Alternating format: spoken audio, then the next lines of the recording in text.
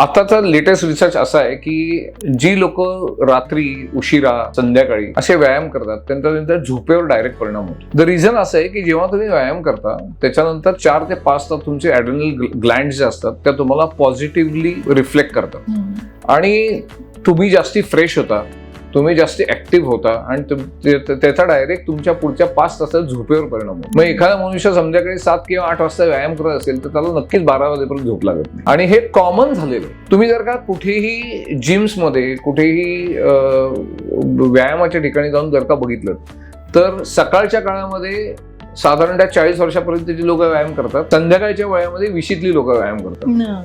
त्याच माझं असं रीडिंग आहे की त्याच्यामुळेच आजकालचे तरुण हे रात्री 12-1 वाजेपर्यंत झोपत नाही. जे लोक उशिरापर्यंत जागायचे त्यांना सवय असते ती लोक नेहमी उशिराच व्यायाम करतात, त्यात ती लोक कधीही सकाळी उठून व्यायाम करत नाही. त्यामुळे हा पण एक निगेटिव्ह म्हणायला हरकत नाही, पण असा परिणाम आजकालच्या जनरेशनवर झालेला आहे.